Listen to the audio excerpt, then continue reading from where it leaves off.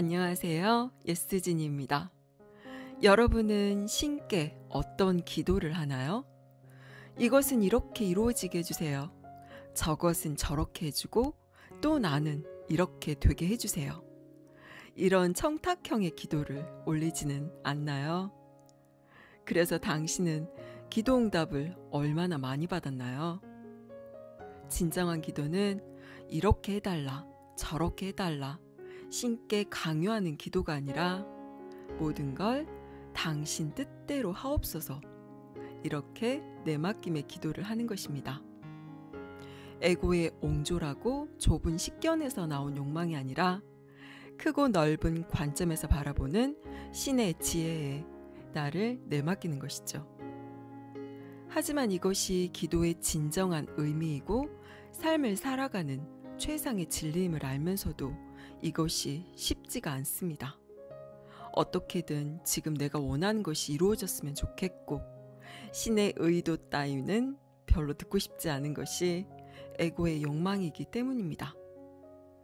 호킨스 박사는 우리가 정말로 신의 뜻에 항복하면 세상과 삶을 바라보는 관점이 달라진다고 말합니다.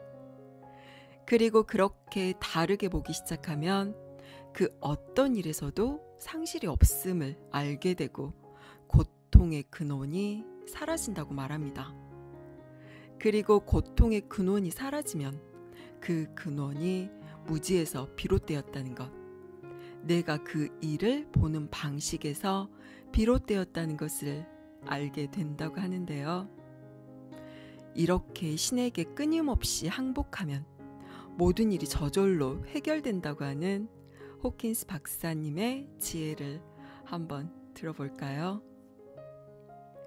에고가 얻는 보상을 항복하고자 하는 자발성이 있으면 일이 벌어지는 대로 모두 놓아버리는 것이 경험적으로 가능해집니다. 비탄, 분노, 울분, 증오에서 얻는 보상을 놓아버리는 것도 포함됩니다. 항복할 때는 선택을 해야 합니다. 무엇을 신에게 항복하는 것인가? 어느 쪽에 헌신하는가? 오 주님, 당신을 사랑합니다. 인가? 아니면 나의 증오, 나의 사악함, 나의 수치심, 나의 죄책감, 나의 보복에서 얻는 고소한 기분을 사랑합니다. 인가? 우리는 신을 사랑하거나 아니면 보복을 사랑합니다. 둘 다 가질 수는 없습니다. 우리는 신을 사랑하거나 아니면 자기 연민을 사랑합니다. 중요한 것은 사실 언제나 선택입니다. 나는 신을 사랑하기 위해 기꺼이 이것을 항복할 것인가? 그렇지 않은가? 깨달음을 얻으려면 이 파워가 강해야 합니다. 신을 위해 모든 것을 기꺼이 포기해야 합니다. 말 그대로 모든 것입니다. 궁극의 경험이 나타나기 전에 마지막 순간에 당신의 생명을 항복하라는 요구를 받을 것이기 때문입니다. 생각의 핵은 나의 생명입니다. 에고의 핵, 자, 실제의 나입니다. 이것을 신을 위해 내려놓습니다. 겁이 납니다. 그 모든 보상을 놓아버려야 하니까요. 그래서 그 모든 것을 살펴봅니다. 이제 갑자기 나 자신을 닮은, 나 자신이라고 생각되는 무한한 존재가 있습니다. 그리고 그것 또한 내려놓아집니다. 그러면 공포의 순간이 오고 죽음을 경험합니다. 단 한 번의 죽음이 있습니다. 두 번 다시 경험하지 않습니다. 겪은 뒤 살아남게 될 한 번의 죽음이 있습니다. 하지만 그것을 겪은 뒤 살아남을 것임을 알지 못합니다. 에고가 지닌 관념은 자기가 그대로인 채로 깨달음만 얻으리라는 것입니다. 에고는 나는 여전히 나일 것이되 깨달은 내가 될 거야 라고 생각합니다. 그렇지 않습니다. 내가 아니게 됩니다. 항복할 때, 기꺼이 놓아버리려고 할 때 에고가 어떤 것에 매달리는 것을 알게 됩니다. 에고가 그것에서 뭔가를 얻고 있기 때문입니다. 모든 사람의 에고는 놓아버림에 저항합니다. 에고의 저항을 예상하세요. 오래된 에고가 이 증오는 정당하다라고 말합니다. 자기 연민을 포기하고 분노를 포기하고 울분을 포기하세요. 용서를 통해 그런 것을 항복하세요. 처음에 에고는 자기를 형상과 동일시합니다. 에고는 어떻게 형상을 할까요? 인지를 통해 기억에 남기기 때문입니다. 생각하는 나 같은 것은 존재하지 않음을 어쨌든 알게 될 것입니다. 관찰자, 경험자가 존재합니다. 명상이나 관상을 할 때 장에 집중하면 목격이 저절로 벌어지고 있음을 알게 됩니다. 의식에 대해 맨 먼저 알게 되는 사실은 그것이 자동적이라는 점입니다. 의식의 빛은 자동적인 것입니다. 의식은 알아차림을 통해 관찰자나 경험자로 나타납니다. 목격자로 나타납니다. 이 타고난 능력의 근원에 도달하면 그것이 비개인적인 능력임을 알게 됩니다. 의식적으로 알아차리기로 결정한 개인적인 나 같은 것은 존재하지 않습니다. 목격이 저절로 벌어지고 있습니다. 명상할 때 우리는 명상의 내용과 동일시하던 것에서 발을 뺍니다. 나는 이렇다, 내가 그랬다 같은 것을 다 그만둡니다. 그런 것은 모두 틀린 이야기입니다. 나라는 존재는 그 모든 생각과 감정의 파노라마를 지켜보는 목격자일 뿐임을 깨달으세요. 나는 그런 것을 환영극장이라고 부릅니다. 마음속에서 벌어지는 환영극장은 명상을 해본 사람이라면 누구나 알고 있습니다. 기억, 생각, 환상, 상상, 나라는 존재는 비자발적인 목격자임을 깨달으세요. 목격자가 되겠다고 나서지는 않지만 목격자입니다. 목격의 공로를 주장할 이유도, 목격한 것에 수치심을 느낄 이유도 없습니다. 목격은 자동적이니까요. 의식은 자동으로 의식합니다. 그것이 의식의 본성이고 의식은 비개인적이기 때문입니다. 의식을 갖는 것은 우리의 카르마적 유산의 일부입니다. 목격자, 관찰자와 동일시하게 된 뒤에는 의식과 동일시합니다. 그런 다음 더 이상 의식을 개인적인 것으로 동일시하지 않고 나타나 있는 것조차 초월합니다. 그리고 궁극적인 것은 모든 형상을 넘어서 있고 나타나 있는 것을 넘어서 있으며 이 궁극적인 것에서 의식이 생겨났다는 것을 깨닫습니다. 그리하여 붓다가 됩니다. 미래가 나의 현재를 만들어냅니다. 우리는 내 과거가 나를 과거로부터 떠밀고 있다고, 내 과거에 내가 떠밀리고 있다고 생각합니다. 아닙니다. 우리는 자신의 미래에 빨려 들어가고 있습니다. 우리가 운명에 잡아당겨지는 것은 우리가 이미 의지적 행위로 자신의 운명을 선택했기 때문이고, 그래서 지금 그 운명에 도달하는 데 필요한 것이 펼쳐지고 있는 것입니다. 따라서 운명에 대해 불평할 이유가 없습니다. 어떻게 하면 에고를 초월할 수 있을까요? 우선 에고 같은 것은 존재하지 않습니다. 에너지들이 구조를 형성하는 경향이 존재할 뿐입니다. 경향만 존재합니다. 그래서 쉽게 되물을 수 있습니다. 두 가지 방법이 있습니다. 명상과 관상을 하는 방법이 있고 기도와 헌신을 하는 방법이 있습니다. 장과 하나가 되세요. 주로 장을 알아차리고 있다면 나의 집착적이고 강박적인 면이 현재 당면한 어떤 것에 너무 사로잡혀 있어 그것이 나를 미치게 만들고 있지는 않은지 성찰하세요. 이를테면 전혀 중요하지 않은 세부사항을 낱낱이 알아야 합니다. 점심값이 1200원이었나? 1700원이었나? 나는 모릅니다. 알게 뭡니까? 바로 지금 이 순간 우리 마음의 99%는 고요합니다. 이 사실을 알아채지 못하는 것은 시끄러운 1%에 집중하고 있기 때문입니다. 마치 우리에게 40만 명을 수용할 수 있는 거대한 원형 경기장이 있는 것과 같습니다. 한밤중에 아무도 없는데 경기장 한 구석에 아주 작은 트랜지스터 라디오가 있습니다. 우리는 그것에 집중합니다. 원형 경기장 전체가 비어있고 관중석에 아무도 없는데 우리는 그것이 흥미진진한 현장이라고 생각합니다. 우리의 관심을 끄는 이 순간에 아주 작은 것에 집중합니다. 우리의 관심이 거기에 집중되어 있기 때문에 우리는 그것이 우리의 마음이라고 생각합니다.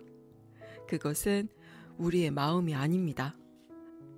마음은 전적인 고요함입니다. 마음이 고요하지 않다면 우리는 우리가 무슨 생각을 하는 중인지도 알지 못할 것입니다. 숲에 고요함이 없다면 우리는 어떤 소음도 듣지 못할 것입니다. 우리는 어떻게 새가 노래하는 걸 들을 수 있을까요? 고요함이 그 배경이기 때문입니다. 마음이 생각하고 있는 바를 우리가 목격할 수 있는 것은 마음의 타고난 고요함이 그 배경이기 때문입니다.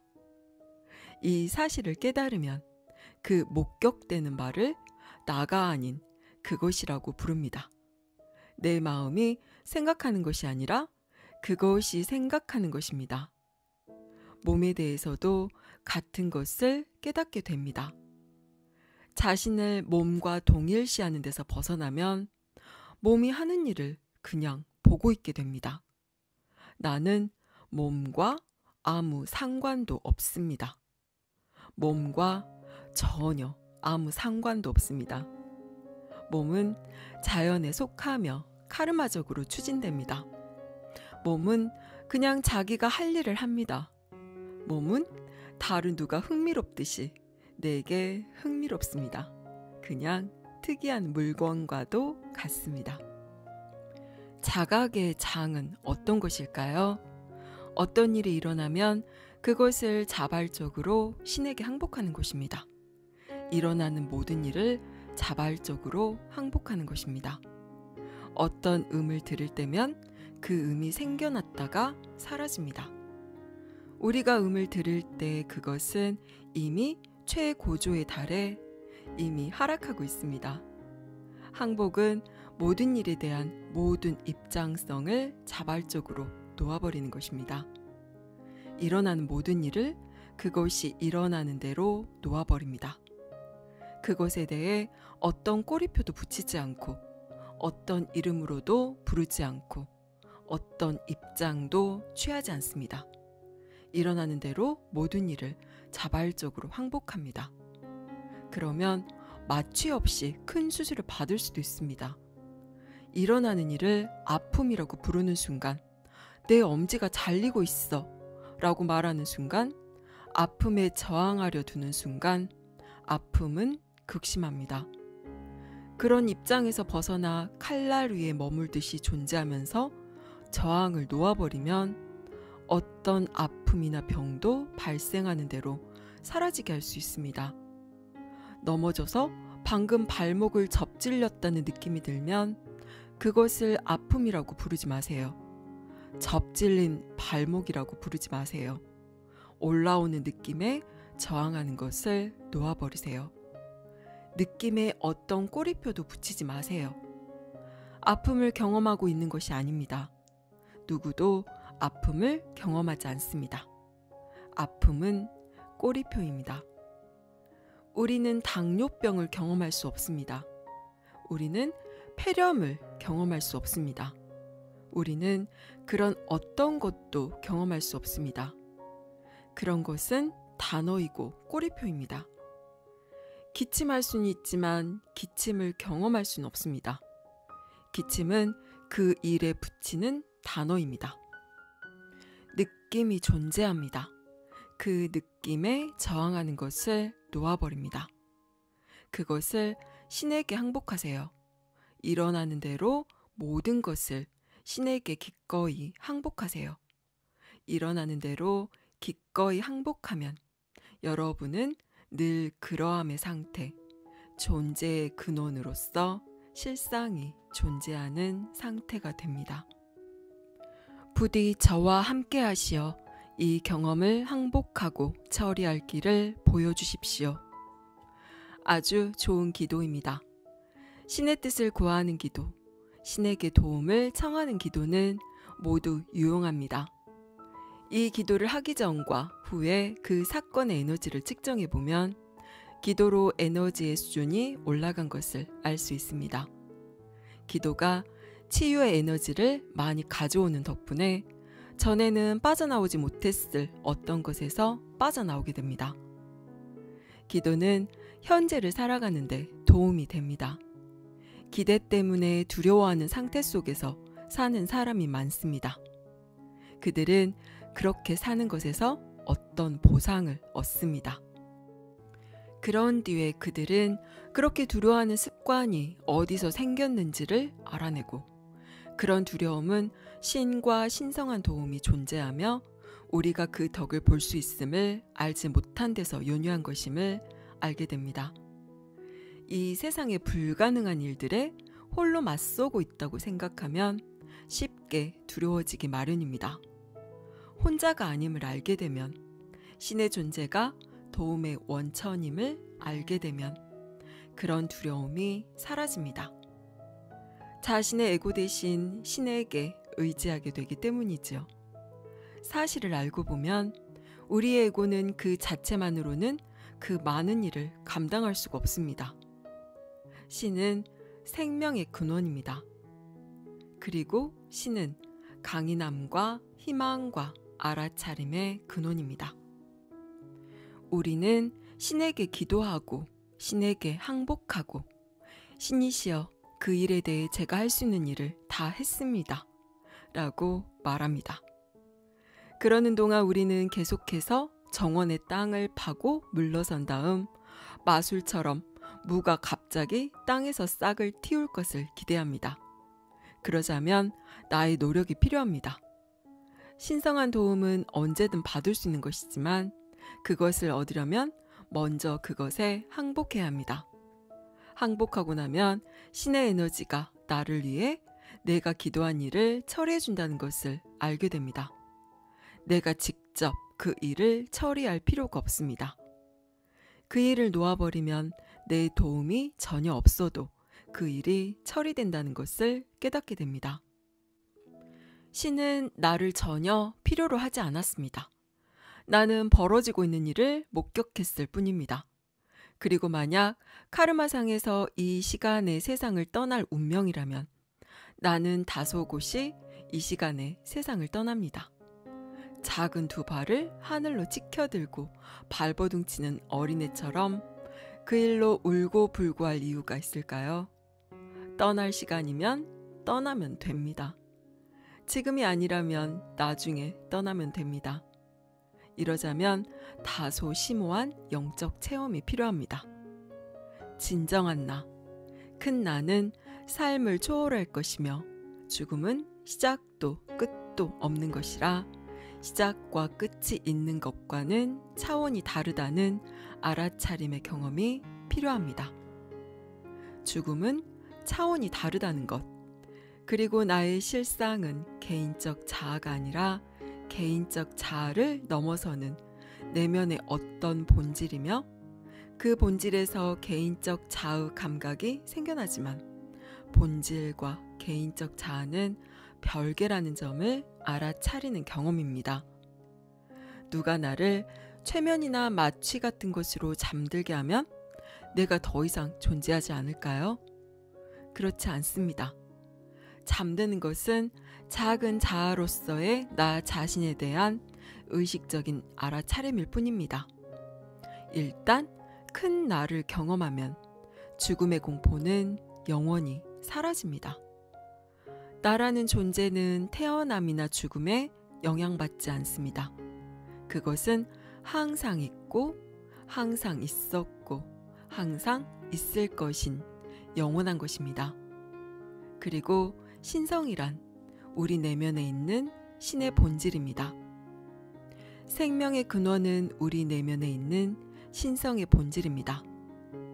우리는 당신은 5분 안에 죽을 거요 라는 말을 듣고 어쩐지 안 그래도 오늘이 재미있는 날이 될 것 같더라고요 라고 할 수도 있습니다.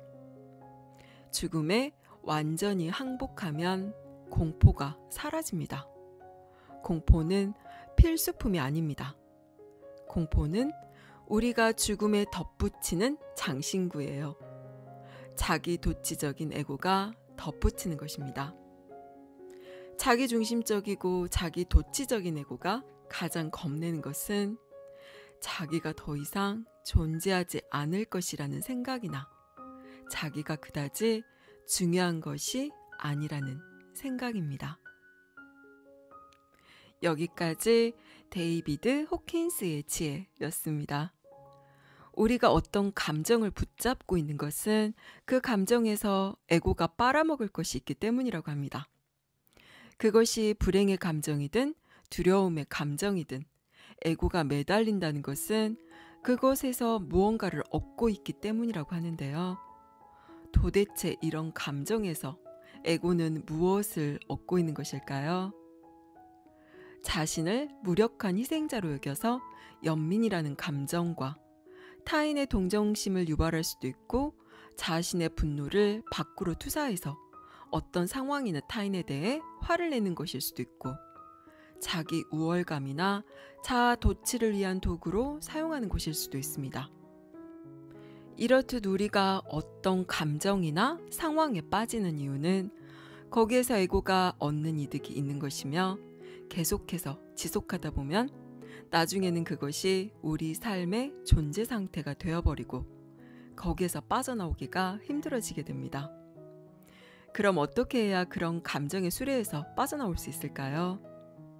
호킨스 박사는 문제는 문제가 일어난 의식 수준에서 처리되는 것이 아니라 그 위의 의식 수준에서 처리되는 것이라고 말합니다. 슬픔이 슬픔의 수준에서 다룰 수가 없고 비난이나 울분 같은 감정도 그 감정을 일으킨 의식 수준에서는 결코 해결될 수도 빠져나올 수도 없습니다. 그 위의 의식 수준인 받아들임의 수준으로 올라가 더 이상 문제를 개인화하지 않을 때에야 우리는 그 감정에서 빠져나와 성장할 수 있습니다. 그런 문제를 일반화해서 개인적으로 받아들이지 않는 건 어떻게 하는 걸까요? 그래서 뭐? 라고 스스로에게 묻는 것입니다. 난 일자리를 잃었어. 그래서 뭐? 다시 새로운 일자리를 구할 수 있을지 두려워. 그래서 뭐? 새로운 일자리를 구하지 못하면 당장 생활비도 없고 공과금도 밀릴 텐데. 그래서 뭐? 그럼 난 비참한 기분이 들 거야. 그래서 뭐? 당장 먹을 게 없어서 굶을지도 몰라. 그래서 뭐? 죽을 수도 있는데. 그래서 뭐? 뭐 우리나라에서 굶어 죽는 일은 없겠지. 어쩜 정부 보조를 받게 될 수도. 그래서 뭐? 아마 우울증에 걸릴 수도 있어. 그래서 뭐? 이렇게 그래서 뭐? 그러면 어떻게 되는데? 라고 계속해서 묻다 보면 자신 안에 쌓여있던 이런저런 두려움과 불안의 감정이 나오게 되고 어느 순간에는 바닥을 보게 될 것입니다. 거기서 우리는 자신이 만들어낼 수 있는 최악의 시나리오들과 마주하게 되고 그 어느 시나리오도 진실이 아닌 허상이고 전부 생각이 만들어낸 두려움이고 불안임을 알게 됩니다. 어떤 상황이 일어나든 나 혼자의 힘으로 해결하려 낑낑대지 말고 신께 탁 내맡기는 것은 어떤가요? 옹졸하고 이기적인 좁은 내 뜻대로가 아닌 넓고 무한한 신의 뜻의 삶을 내맡기는 게 더 현명하고 쉬운 방법이 아닐까요? 감사합니다. 사랑합니다.